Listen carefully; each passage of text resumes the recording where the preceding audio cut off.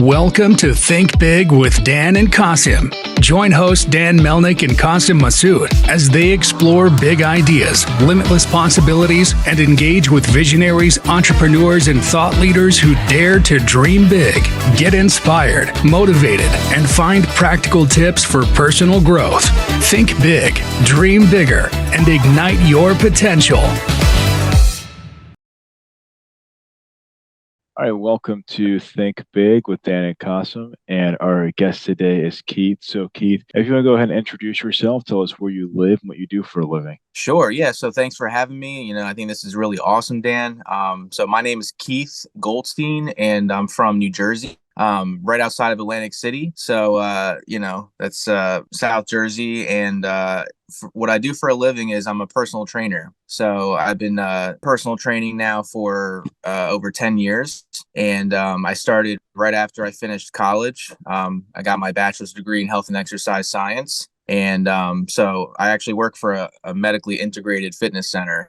So it's not just like a typical, like Gold's Gym, which there's nothing wrong with that. But like with this type of facility, you have to have, that educational background. You have to have, certain credentials and all that to work with different, populations of people. And so it's really awesome. I love what I do, and, been doing it for a while now. So. Awesome. So what made you want to get into personal training? Well, as I was getting ready to go into college, I had to, figure out what I wanted to study, what degree I wanted to get. And I was looking at what was available.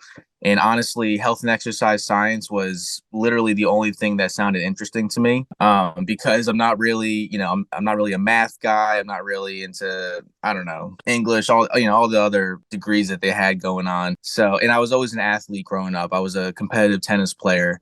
So I played tennis my whole life. I traveled around the country, and, I ended up playing in college. I give lessons in the summer. So I was always very active and into, exercise and all that. So I went with the health and exercise science degree, and definitely made the right decision, because as soon as I started getting into the main courses, anatomy, physiology, all that stuff, it was just really interesting to me, learning about the muscles and the body and all that. So, and then actually I had in the back of my mind that I wanted to work at this facility that I work at now, because I was a member there when I was like 16. So I already, I knew, the people that worked there. It was like really close to my house. And I knew that was the type of facility I wanted to work at. I didn't want to just be like a trainer at just your local gym. You know what I'm saying? Like I wanted to work at a place where they had these certain credentials that you needed to work there, certain qualifications. And I felt like that would be like right up my alley. So I started there like a month after graduating. So it all worked out. Awesome. So in terms of, starting this, what was your biggest challenge early on? When it comes to my businesses that I started, I never imagined that I would start a business. I figured that I would just go into my personal training, and that would be my career, and that was pretty much it. And then really, I started following different bodybuilders online, and I noticed that they every once in a while they would talk about, oh, they have new clothing coming out, or with their their merch or whatever. And I started thinking about that. I'm like, that'd be kind of cool if I started my own brand, fitness related brand that was, motivational and also creative and all that, because I'm very much into art and all that as well. And I was like, I could probably come up with something better, and I started thinking about different names and coming up with logos and all that. And I guess the biggest challenge was just coming up with a name and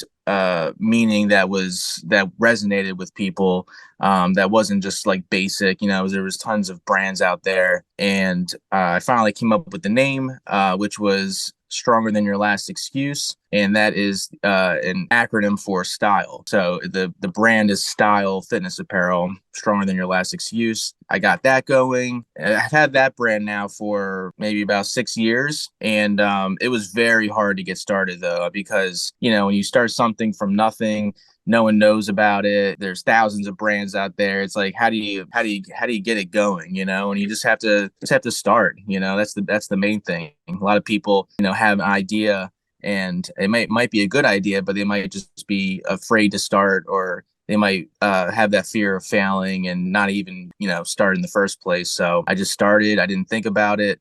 I didn't think about what if I fail. I just kind of went with it, and I'm glad that I did. So as of your, in terms of your brand, like how do you even get the word out? You mentioned obviously that it is a Mhm. competitive space through, right? So how do people find out about you and even, you mentioned like the name is important, but I guess in terms of materials, other things like how else do you separate yourself from your competition? Yeah, that's a great question. I mean, number one, social media is very important. So, in today's day and age, you have to utilize social media, and because number one, it's free. Now, obviously, you could pay for advertisements, you could pay for things like that, but it's, at its core, it's free. So you have to take advantage of that. It's not like you have to go out and buy a billboard, or buy an ad in a paper or whatever. It's not like it used to be. So I, started the social media page right away. I guess what separates one brand from another is basically connecting with people, and coming up with something that resonates with people. So for example, with the name of my brand, Stronger Than Your Last Excuse, it's something that a lot of people can relate to.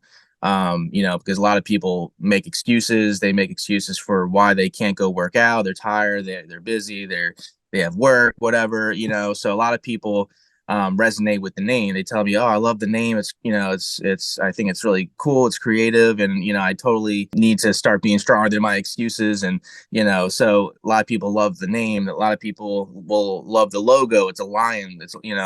And people like the lion logo because it's, some people will be like, "Oh, like I'm a Leo. That's so cool." Like I want to wear the brand, or people will be like, "Oh, I love lions. It's the symbol of strength and courage and all that stuff." So, and it's just like about building like a loyal group a loyal community of people that resonate with your brand, and connect with them on a deeper level. So when I really started reaching out to people and letting people know about the brand, and like talking to them, letting them know who I am behind the brand, that's when it really started growing more. Not just like, a note like, here's the brand, but you don't know what it's about, who's the person behind it. People don't really connect with it as well, I feel like. So it's really important to reach out to people, personally, and talk to them, let them know what you're about, and that really helped a lot. Absolutely. So in terms of connecting with people, obviously it's very important. But Mhm. what does it look like for you? I mean, as of right now, do you just sell direct to consumer, or do you have it in stores? Like, where can people find your products? So honestly, it's pretty much all on Instagram and Facebook. I never got onto the TikTok trend. I know maybe I should have. A lot of people, told me that I should get a TikTok, or, I was never on Twitter either. I really just stuck with Instagram and Facebook, and it's been working very well so far. I feel like Instagram is huge, obviously, because, it's all picture, video, reels and everything, and you can really showcase your product, very well on there. But yeah, we're on Instagram at style_fitness_apparel. It's on there. On Facebook, it's Style Fitness Apparel. The website is stylefitnessapparel.com. Real quick, so it started off as a men's and women's brand, and I actually over time transitioned it into just women's, just because I found that, I don't know, that more women connected with the brand than men did. So it was kind of hard for me to kind of get over that at first. I was like, I want to keep making men's stuff. I want it to be a men's and women's brand. But then, at the end of the day, I was like, well, if my men's stuff is not selling as well, then I'm just, losing money, or I'm not, any profit that comes in is just lost by the men's stuff sitting. So it's pretty much women's now. I mean, there are men's stuff still available on the website, but I'm not making any new men's products. So it's just women's moving forward. Awesome. Yep. So it's kind of interesting that you bring that up. To I think it's cool that as a guy that you're making women's clothing. So how do you even like get these ideas, right? like, Yeah. like what to make or, different products? Yeah, that is very challenging because number one, when you make new products, you have to order samples. And obviously, when I get leggings and sports bras and that, I can't really, try it on. I mean, I could, but I wouldn't really get out of it what I really need. So I send these samples to different women that I've connected with through social media. I send them samples when I get them in. They live around different states around the country, and people that I really trust their feedback and everything. And they try them on. They tell me, oh, you may have to change this a little bit or that, or oh, this is perfect or whatever. So that's super helpful. But when it comes to like what am I going to design, what am I going to create, kind of just pay attention to what's out there. I see what's trending, what a lot of women are wearing, even at the gym that I work at. And I kind of just keep my eyes open, notice what is very popular, and I even look at the bigger brands like Lululemon, see like what makes them stand out. And I truly feel like with Lululemon, for example, you're paying for the name. There's nothing about their leggings that are worth $100. You know what I'm saying? Like at the end of the day, I know the fabric I use, design that I, come up with is just as good, if not better at, half the price. So, I really focus on leggings, for the brand. That is like the best seller of the brand. The shorts, sports bras and all that stuff. But actually recently I decided to kind of change things up a little bit with the brand and really just focus on leggings. So like the brand is going to be known for the best leggings, and that's the product that I'm really focusing on moving forward. And that's also what I've noticed that women tend to buy the most of. You can never have too many pairs of leggings and all that. So that's really my main Right. focus, and come up with different designs, different colors, different styles and all that. Right, but yeah, I'm just curious, and kind of like what I was getting at like earlier, right? Like you mentioned social media, and that's important. But do you plan on getting into retail, like maybe like local stores or gyms, or you're selling some products? Like, do you have that going right now, or is it like a plan for you to get into those physical stores? At first when I first started the brand, I thought about like, oh, like since I work at a fitness center, that would be, I think it would be great to actually get the product in there. It would be perfect. And unfortunately, it wasn't that easy. It wasn't really doable, at least at the place that I work at, because I brought it up to management and they said, well, you're gonna have to go through HR and the market. And it was like a whole, it was a whole thing. I'm like, all right, I don't think it's gonna really work out here. And as far as like a retail space, I think that would be really cool to do maybe one day. But I would have to feel like the brand has really, really blown up and like is, really, really well known, especially around the country. And I just don't feel like it's there yet. The beautiful thing about online is you don't have to pay for overhead. You don't have to pay for, employees and all this other stuff, which would be hard as a small business owner, So I think it would be great one day to have a retail space. I'd have to figure out like the perfect location for it. Obviously, like where I live in South Jersey, it's not really like big on fitness and fashion and all that, So it would have to be like in a, I don't know, like a major city like New York or I don't know, Philadelphia, or just somewhere like that where I know it would do well, because in South Jersey, unfortunately, it's just not that type of scene. You know what I'm saying? Yeah, yeah, I got, yeah, LA. yeah, I can know the area pretty well. But so, in terms of technology, you mentioned obviously being on all these platforms. Obviously, now is the role of AI. So, do you use Mhm. AI when it comes to your business? Honestly, no, I haven't really felt like I needed too much. I mean, sometimes when I'm editing pictures and photos and stuff like that, I use certain programs that has AI kind of like installed in it. So once in a while, I will use it to kind of help with like editing pictures, or sometimes if I'm sending out emails to my subscriber list, they have an AI option to like come up with a kind of like a catchy like subject line or something like that, or but ultimately I haven't felt the need to really use AI that much yet with the business. So, which I'm actually okay with. I like, I don't know. I mean, I think it's cool AI and all that, but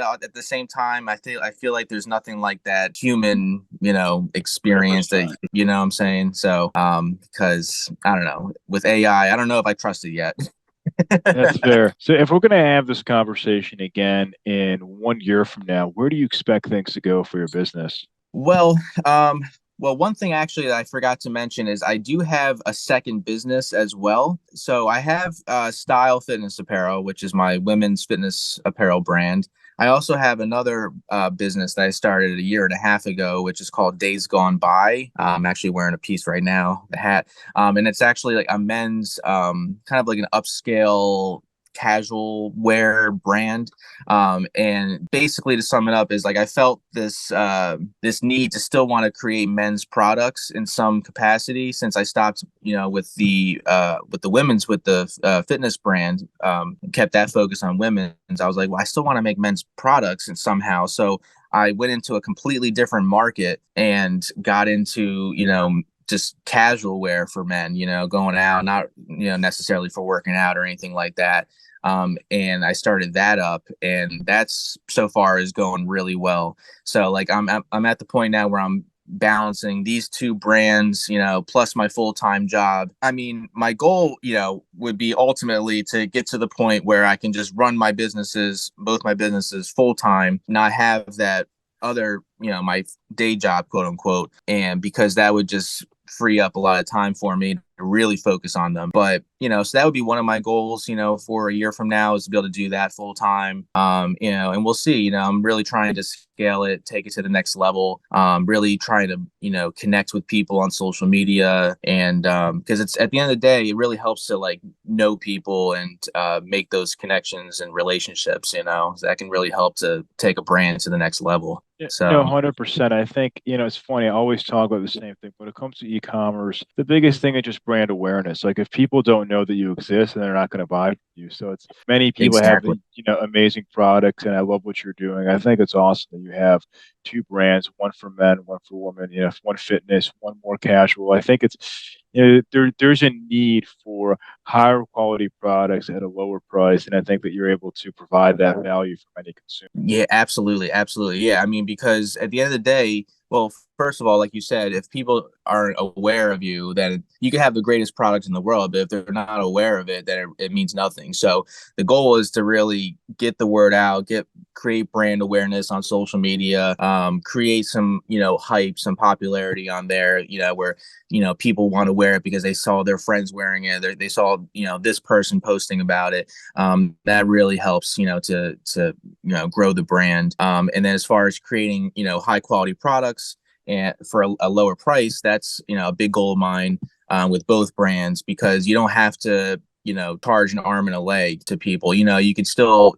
make, a decent living and everything, and still create great products without charging a crazy amount. And then I think that will also separate these brands from some of those other high end brands, getting the same kind of quality, but at a fraction of the price. That really helps, especially with the economy kind of being, not that great at the moment, with inflation and everything. I think anywhere you can like cut costs or, not charge a crazy amount will definitely help a lot, so. 100%. I'll tell you, to your point from earlier, so that people were telling us to get on TikTok. You definitely Mm. should. You've got to do it. I mean, that's the only I way know. to I really know. scale like organically, especially in 2023. I've seen it with our clients. Get on TikTok. It's free. Just do it. One extra platform. I think it'll help you out. I know. You're right, honestly. I know you could probably like, yeah, if you post on one, it'll probably, you have the ability to post on other platforms at the same time. I know I just need to get on there and do it, so this may just, give me the motivation to just download it and do it. Yeah, just do it. Trust me. Why If you not? want, yeah, organic reach, saving money without, spending a bunch of money on ads, I would say TikTok is the best way to do in 2023. So if somebody Yeah. watching this wanted to reach out to you, do you mind sharing both your websites and just the best ways to get in contact with you? Yeah, absolutely. So I'll start with the websites. So you have stylefitnessapparel.com for the fitness brand, and then you have daysgonebyco.com for the men's casual wear brand. For the social media, on Instagram, you have style_fitness_apparel, Facebook, Style Fitness Apparel. For Instagram, you have Days Gone By Co. And Facebook is Days Gone By. And, email coachkeithfitness@gmail.com. You can send me an email or whatever. I'm really active on, in my direct messages on Instagram. So you can always feel free to, send me a message on there. It's really, easy to get a hold of me, and it's real quick and everything. So, yeah. Awesome. Well, Keith, I'm rooting for you. I'm wishing you the best of luck, and I'll be looking out for your TikTok. I'll be looking for it. Yeah, absolutely. I'm going to have to download it. Hopefully before the week is over, I'll have it downloaded. Sounds great. All right. Thank you, Keith. All right. Thanks, Dan. Appreciate it. Thanks. All right. Bye. Bye.